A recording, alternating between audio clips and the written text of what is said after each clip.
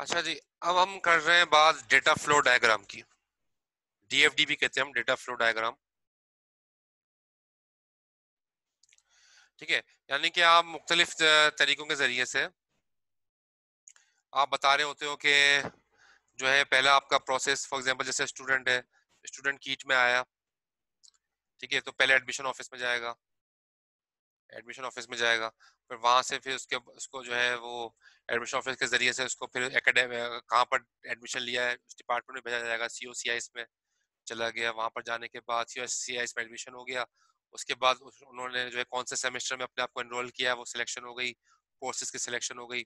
उसके बाद जो है फीस की पेमेंट हो गई। ठीक है, फीस फीस पे कर दी। उसके बाद जो है क्लासेस स्टार्ट हो गई।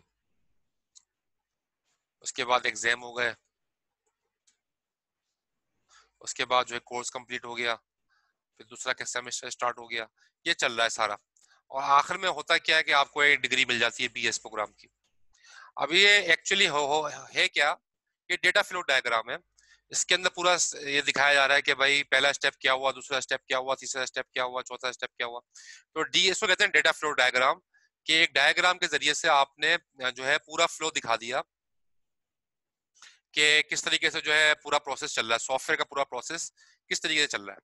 तो डीएफडीज बनाई जाती हैं जिसमें ये डिफाइन किया जाता है कि भाई हमारा जो है डेटा जब आएगा तो उसके बाद नेक्स्ट स्टेप क्या होगा, दूसरा स्टेप क्या होगा। इस तरह का जो मतलब डायग्राम की सूरत के अंदर ये चीज दिखाई जाती थी, उसको हम कहते हैं डेटा फ्लो डायग्राम।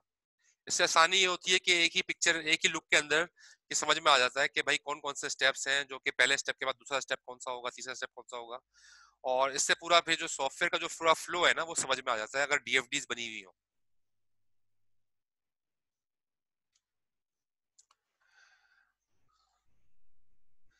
फिर यहाँ पर दिखाया है एंटिटी रिलेशनशिप डायग्राम।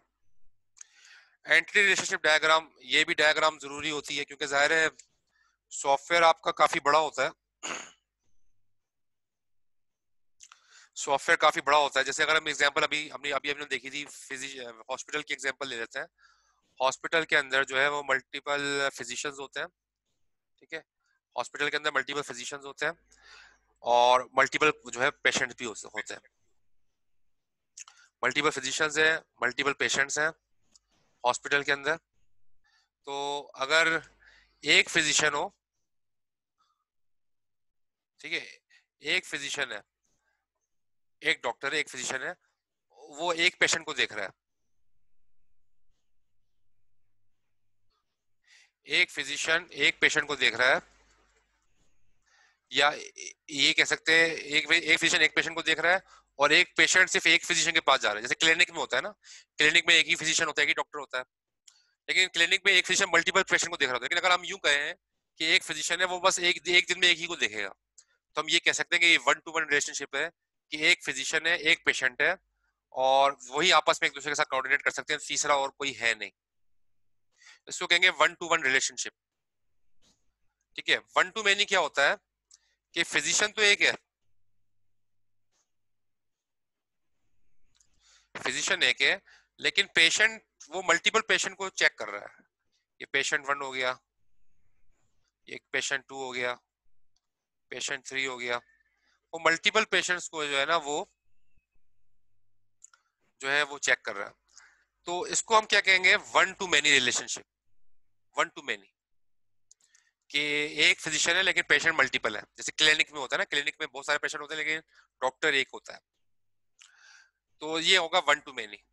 और एक होता है मेनी टू मेनी, कि फिजिशियन बहुत सारे हैं, ये फिजिशियन वन है, ये फिजिशियन टू है, ये फिजिशियन थ्री है, मल्टीपल फिजिशियंस हैं। ठीक है, और मल्टीपल पेशेंट्स हैं, patient one, patient two, patient three. Multiple patients हैं, मल्टीपल फिजिशियन है। एक फिजिशियन मल्टीपल पेशेंट्स को देख सकता है और एक पेशेंट भी मल्टीपल फिजिशियन के पास जा सकता है। एक पेशेंट मल्टीपल फिजिशियन के पास जा सकता है। जैसे एक पेशेंट आया, उसको आई का प्रॉब्लम था, आई स्पेशलिस्ट के पास चला गया। उसको दांतों का प्रॉब्लम था, डेंटिस्ट के पास भी चला गया। और उसको स्किन का प्रॉब्लम था, स्किन स्पेशलिस्ट के पास भी चला गया। तो ये पेशेंट तो एक ही है लेकिन वो मल्टीपल फिजिशियन के पास जा रहा है। तो इसको हम कहते हैं many to many, many to many relationship. ठीक है, तो तीन तरह की होती है, one to one, one to many और मेनी टू मेनी। क्योंकि जाहिर है जब आप सॉफ्टवेयर डिजाइन करते हो तो डेटाबेस पीछे चाहिए होता है, डेटाबेस के अंदर आप बहुत सारे टेबल्स बनाते हो। अब वो टेबल्स को आपस में कनेक्ट भी करना होता है, जैसे हमने पिछली क्लास में डेटाबेस के अंदर हमने देखा था, जो आप टेबल बनाते हो, टेबल के अंदर फिर आप आपस में कनेक्ट भी करते हो, टेबल को ज्वाइनिंग होती है, टेबल को कनेक्ट करते हो। टेबल कनेक्ट करते वक्त इस बातों का ख्याल रखना पड़ता है कि जो सिनेरियो क्या है, वन टू वन सिनेरियो है, वन टू मेनी सिनेरियो है, मैनी टू मैनी सिनेरियो है। उस हिसाब से आप जो कनेक्टिव डेटाबेस के अंदर पीछे बैकग्राउंड में कनेक्टिविटी करते हो, ताकि जो है फिर वो चीजें जो है स्टैब्लिश हो सके सॉफ्टवेयर के अंदर। ठीक है, इन तीन चीजों का ख्याल करोगे तो सब चीजें सही चलेंगी। तो आप देखते हो हॉस्पिटल के पेशेंट, हॉस्पिटल के अंदर जो है ना, अगर आप जाओगे उनका, अगर आप देखो सॉफ्टवेयर हॉस्पिटल्स का, तो बड़े अच्छे तरीके से मैनेज हो रहा होता है हॉस्पिटल का सॉफ्टवेयर, और उसमें सारी चीजें होती है।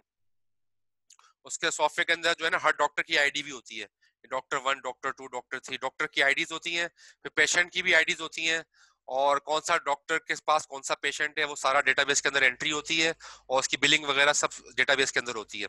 तो ये सारी चीजें सॉफ्टवेयर में हो रही होती हैं। ठीक है, लेकिन जाहिर है बैकग्राउंड के अंदर ये सारे रिलेशनशिप को देखा जाता है, और वो सॉफ्टवेयर के अंदर उसको इम्प्लीमेंट किया जाता है।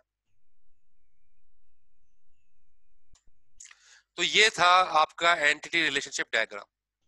फिर बात करते हैं डेटा डिक्शनरी की। डेटा डिक्शनरी के अंदर क्या होता है,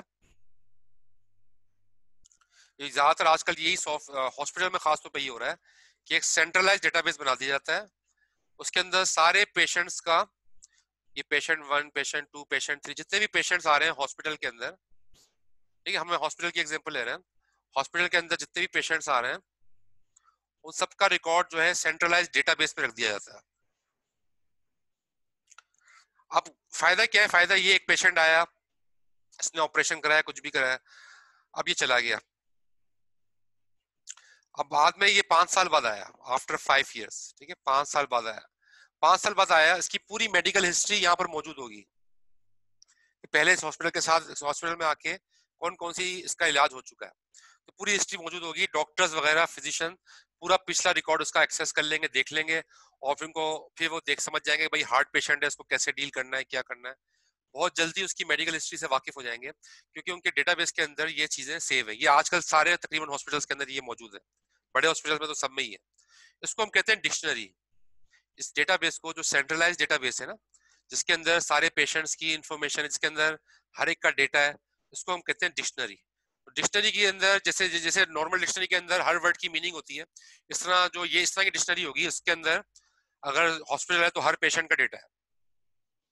ठीक है तो इस तरह की सेंट्रलाइज डेटाबेस बना के जो है ना, चीजें काफी इजी हो जाती हैं, और उसको फिर जाहिर है मैनेज करना बहुत आसान हो जाता है। तो ये जो है ना, ये चीजें थी यहाँ पर जो हमने इस डायग्राम में देखी, यहाँ पर इस स्लाइड के अंदर देखी। कोई क्वेश्चन तो नहीं स्लाइड में, इस पूरी स्लाइड में कोई क्वेश्चन?